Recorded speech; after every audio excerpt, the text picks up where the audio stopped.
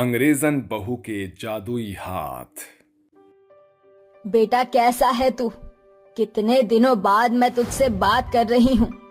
तुझे तो अपनी माँ की याद भी नहीं आती। देख, जल्दी से घर वापस लौट आओ। मैंने तेरे लिए कई सारी लड़कियां ढूंढ कर रखी है। तुझे उसमें से कोई ना कोई लड़की तो पसंद करनी ही है।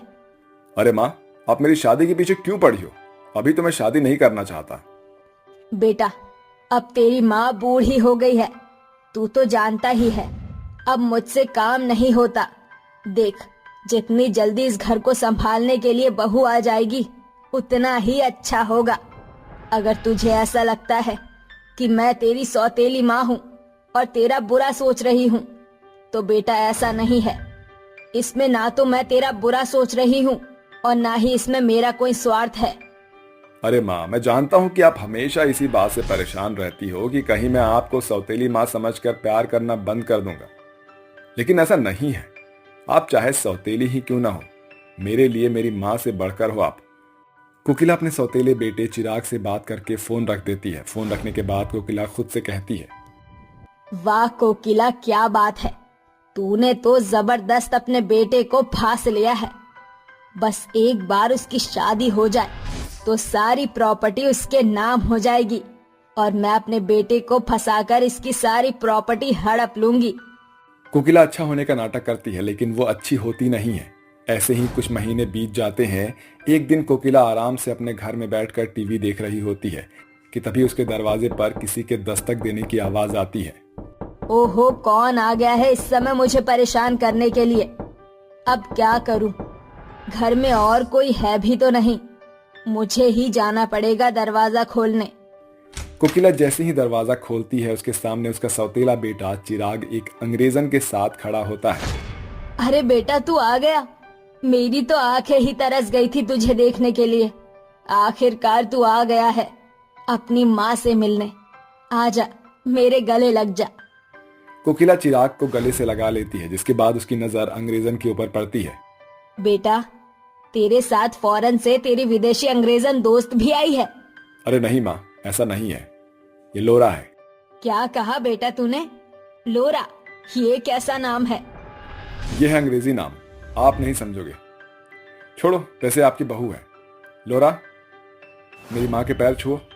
चिराग के कहने पर लोरा कोकिला के पैर छूती है, जिसके चलते कोकिला कहती है, अरे बस बस बस, मेरे पैर मत छुओ। छोड़ो, अब अंदर जाओ। कोकिला मन मारकर अपने बेटे और उसकी पत्नी को घर में बुलाती है, जिसके बाद चिराग अपने पिता से भी अपनी अंग्रेजन बहू को मिलाता है। पिताजी, आपकी बहू लोरा है। लोरा, ये मेरे पिताजी हैं। प्रणाम पिताजी। अरे वाह बेटा, तुम्हारी अंग्रेजन बहू तो बहुत ही संस्कारी है। महेश अपनी अंग्रेजन बहू को देखकर खुश हो जाता है। वहीं कोकिला अंदर ही अंदर जलने लगती है। महेश लोरा से कहता है, अरे बहू, अब तुम इतनी संस्कारी हो तो एक काम करो, जाओ रसोई में जाकर अपनी पहली रसोई की रस्म पूरी करो और कुछ अच्छा सा बना कर लेकर आओ हमारे लिए। महेश के कहने पर लोरा रसोई में जाती है और सबके लिए हलवा बनाकर लाती है। उसके हाथों का स्वाद चखते ही महेश बहुत खुश हो जाता है। वाह बहू, ऐसा हलवा तो हमने आज तक नहीं खाया है। ये लो अपने नेक के पैसे। उस दिन के बाद से लोरा अपने पति और अपने ससुर का अपने हाथों से बने हुए खाने से दिल जीत लेती है। लेकिन कोकिला कहाँ बर्दाश्त करने वाली थी।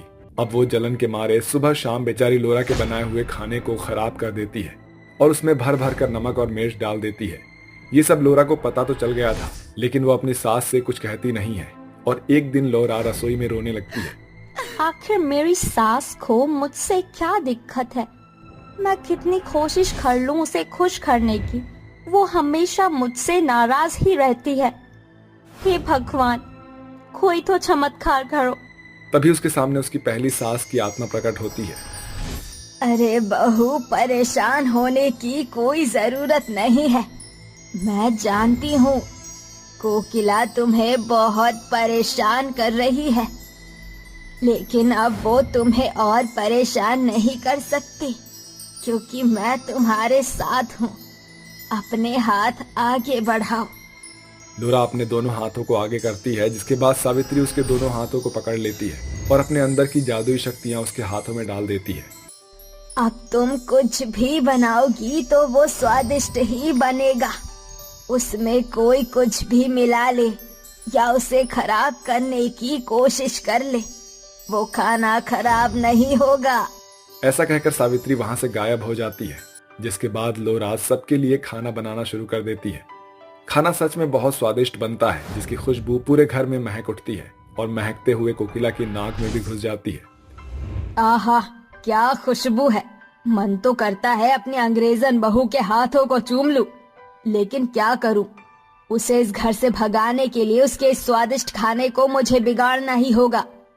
कोकिला मौका देखकर छुप कर रसोई में पहुंच जाती है और लोरा के बनाए हुए खाने को बिगाड़ देती है। आज तो फिर से इस अंग्रेजन को दुनिया भर की सुननी पड़ेगी। कुछ ही देर बाद खाने की टेबल पर सब लोग बैठ जाते हैं और चिराग मुंह बनाकर कहता है, भगवान से दुआ करता हूँ कि आज लोरा के हाथों का खाना स्वादिष्ट हो। अगर बेस्वाद हुआ तो मैं खाना नहीं खाऊंगा और मैं यहाँ से चला भी जाऊंगा। शुरू में तो इसने हमारा दिल जीत लिया था, लेकिन अब ये अपने रंग काहे दिखा रही है। अरे ये हमारी हिंदुस्तानी बहुओं से कम थोड़ी है। जैसा वो करती है वैसा ही इसने भी किया। लेकिन अगर मैं अपनी पसंद की बहू लेकर आती ना, तो वो ऐसा कभी नहीं करती। लोरा चुप रहती है और सबको खाना परोस देती है, जिसके बाद जैसे ही सभी लोग खाना खाते हैं तो सभी लोग हैरान रह जाते हैं। क्या बात है लोरा, इतना स्वादिष्ट खाना। अरे मैं तो पागल हो गया हूँ तुम्हारे हाथों के स्वादिष्ट खाने को खाकर। हाँ, सही कहा, बहुत स्वादिष्ट है। और तुमने इतनी अच्छी कुकिंग करनी कहाँ से सीखी है लोरा बहू? अरे पिताजी, आपको नहीं पता, ये सारी रेसिपी तो मुझे मेरी सास ने सिखाई है और मेरे हाथों का जो जादू है वो उनसे ही मुझे मिला है। लोरा के इतना कहते ही महेश और चिराग कोकिला की तारीफ करने लगते हैं, लेकिन उन्हें ये नहीं पता था कि ये जादू लोरा को उसकी असली सास से मिला था। लेकिन इस बात से कोकिला बहुत ज्यादा परेशान हो जाती है। मैंने तो खाने में सारी मिर्ची और सारा नमक डाल दिया था, फिर ये खाना इतना स्वादिष्ट कैसे लग रहा है? अगले ही दिन घर पर पंडित जी आने वाले होते हैं, जिसके चलते महेश पूजा पाठ का सारा भोजन लोरा के हाथों से ही बनवाता है। बहू, मैं जानता हूँ तुम विदेश से आई हो, लेकिन यही एक अच्छा मौका है अपने सभी पंडितों को खुश करने का। इसीलिए ध्यान पूर्वक उनका भोजन बनाना। अगर वो गुस्सा होकर यहाँ से चले गए तो बहुत बुरा होगा। पिताजी, आपको परेशान होने की कोई जरूरत नहीं है। आपकी बहू के हाथों का जादू ऐसा चलेगा कि पंडित खुशी खुशी हम सभी को आशीर्वाद देते हुए जाएंगे। महेश वहां से चला जाता है, जिसके बाद लोरा रसोई में जाकर सभी पंडितों के लिए भोजन बनाना शुरू कर देती है। कुछ ही देर बाद लोरा सारा खाना बनाकर तैयार कर देती है, जिसके बाद वो पूजा करने के लिए चली जाती है। उसके जाते ही कोकिला रसोई में आती है और हर खाने में कीड़े मकोड़े और मरी हुई छिपकलियां डाल देती है। खाने का स्वाद नहीं बिगड़ा तो क्या हुआ? इन कीड़े मकोड़ों को देखते ही सभी पंडित लोरा को श्राप देकर जाएंगे, जिसके बाद लोरा वापस अपने देश लौट जाएगी। ऐसा सोचकर कोकिला कीड़े मकोड़े और मरी हुई छिपकलियां मिलाकर वहां से चली जाती है, जिसके थोड़ी देर बाद लोरा भोजन लेकर सभी पंडितों को एक ओर से परोस देती है। भोजन परोसने के बाद सभी पंडित शांतिपूर्वक भोजन ग्रहण करते हैं और पेट भरकर खाते हैं, लेकिन किसी को भी अपनी थाली में कोई भी कीड़ा मकोड़ा या छिपकली नहीं मिलती। ऐसा कैसे हो सकता है? मैंने इतनी सारी छिपकलियां कीड़े मकोड़े खाने में डाले थे, फिर ये खाना एकदम सूट और प्योर कैसे हो सकता है? ये सुनते ही सभी पंडित महेश और चिराग हैरान रह जाते हैं। इसके बाद लोरा सबको सारी हकीकत बताती है। कोकिला, तुम इतनी बुरी हो इसके बारे में मुझे पता ही नहीं था। अरे तुमने आखिर सौतेली होने का असर दिखा ही दिया है ना। माँ, मैंने सोचा भी नहीं था कि आप ऐसा करोगी। आप तो मेरी माँ कहलाने के लायक भी नहीं हो। ये सब सुनकर कोकिला को अपनी गलती का पछतावा होता है, जिसके बाद वो लोरा के पैरों पर गिरकर उससे माफी मांगती है। मुझे माफ कर दे बहू, मुझसे बहुत बड़ी गलती हो गई। आज के बाद मैं ऐसा कभी नहीं करूंगी। लोरा कोकिला को माफ कर देती है, जिसके बाद वो सब कुछ भूलकर अपनी सौतेली सास और अपने परिवार के साथ दोबारा से एक नई शुरुआत करती है, जिसके चलते सावित्री लोरा के हाथों का जादू वापस ले लेती है। अब लोरा को जादुई हाथों की जरूरत भी नहीं पड़ती और वो खुशी खुशी रहने लगती है। सरोज नाम की एक खड़ूस सास थी, जिसने खुद पैसों के चक्कर में अपने बेटे युवराज की शादी एक काली बहू से करा दी।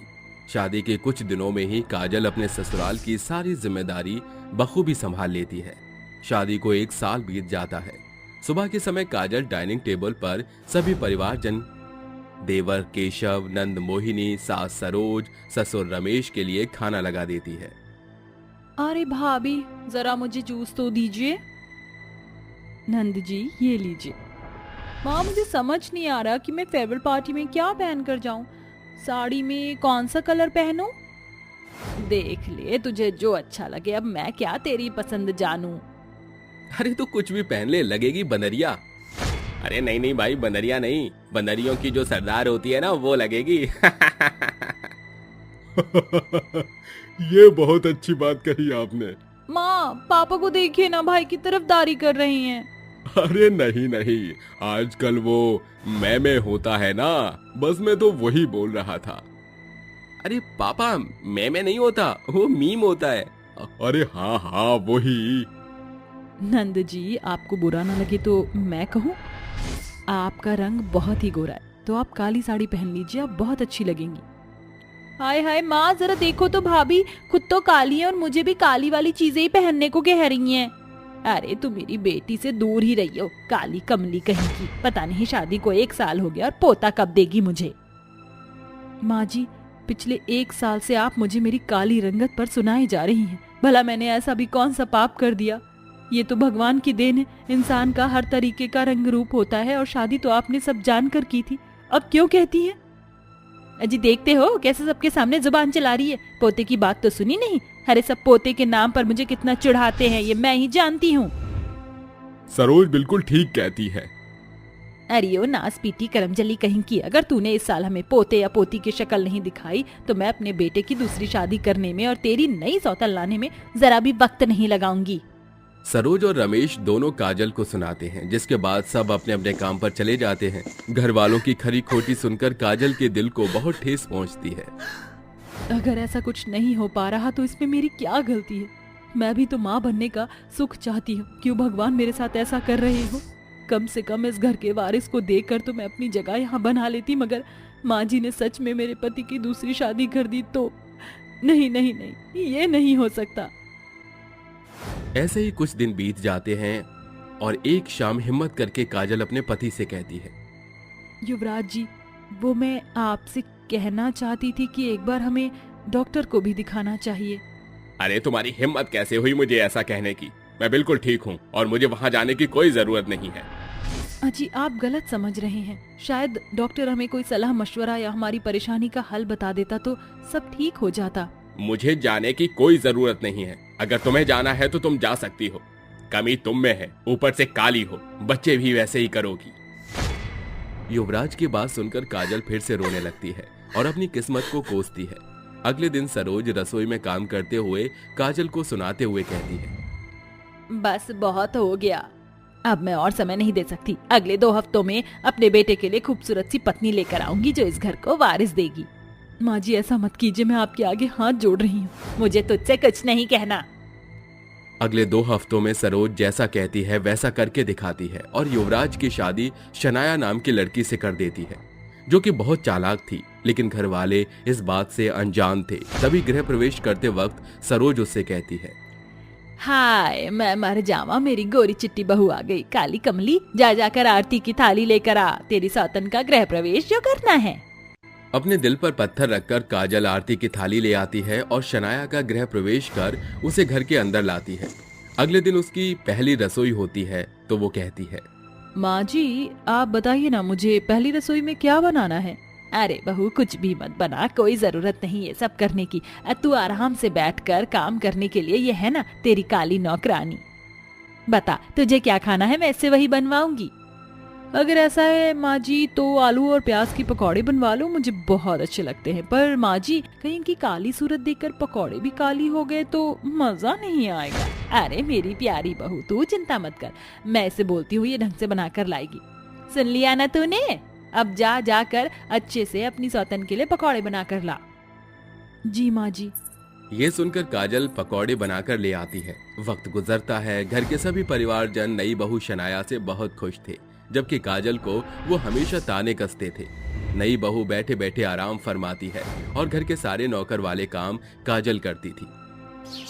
एक दिन शनाया बेहोश हो जाती है और जब डॉक्टर के पास से आती है तो सरोज के गले लगकर कहती है, माँ जी, ढोल ताशे बजवाइए, आपके घर नन्हा मेहमान आने वाला है। आप दादी बनने वाली हैं। सच, मैं दादी बनने वाली हूँ। मेरे घर का वारिस आने वाला है। अरे ओ केशव, अजी सुनते हो? अरे मोहिनी, जल्दी आ, तू बुआ बनने वाली है, जरा बर्तन खटका। अरे वाह माँ, मैं तो बहुत खुश हूँ। तभी घर के सभी लोगों को खुशखबरी के बारे में पता चल जाता है और सब बहुत खुश होते हैं और युवराज काजल से कहता है, देखा काजल, मैंने कहा था ना, मुझ में कोई कमी नहीं है। देखो इस घर का चिराग आएगा अब। देखिए, मुझे खुशी है इस बात की। भले ही आप मुझे कुछ भी कह लीजिए, लेकिन मुझे अपनी सौतन मंजूर नहीं। भले ही आपकी नजरों में आप सबकी वो चहेती हो, लेकिन मुझे कुछ चीज खटकती है। हाँ, तुम्हें तो खटकेगी ये सारी चीजें। सौतन जो ठहरी वो तुम्हारी। 6 महीने बीत जाते हैं। सभी उसका बहुत ख्याल रखते थे क्योंकि वो उनके चिराग देने की वजह से चहेती बन गई थी। शाम को सरोज फल काटकर शनाया को देती है। अरे बहू, खाना ऐसे भी बच्चे के लिए बहुत अच्छा रहेगा ये। जी माँ जी। जबरदस्ती खाना खाने के बाद शनाया कमरे में जाकर अपने पेट के पल्ले में रखे तकिए को गुस्से से निकाल कर कहती है, बच्चा बच्चा बच्चा, बस इस बुढ़िया को तो बच्चा ही चाहिए। कभी ये खा ले बहू, कभी वो खा ले। अरे जानवर की तरह ठुसाई जा रही हैं। नहीं हूँ मैं गर्भवती, सब एक्टिंग थी। एक बार गोद भराई में मुझे शगुन, गहने और पैसे मिल जाए, फिर इनको चूना लगाकर जो भागूंगी ना, किसी को पता ही नहीं चलेगा। ये सब खिड़की से काजल सुन लेती है और देख भी लेती है। मुझे कुछ गड़बड़ लग ही रही थी। अच्छा है, मैंने मौके का फायदा उठाकर इसकी हरकतें फोन में कैद कर ली। पूरे घर वालों को जब इसकी सच्चाई बताऊंगी तो कोई इसे माफ नहीं करेगा। शाम को युवराज झूला और केशव खिलौने भी लेकर आता है।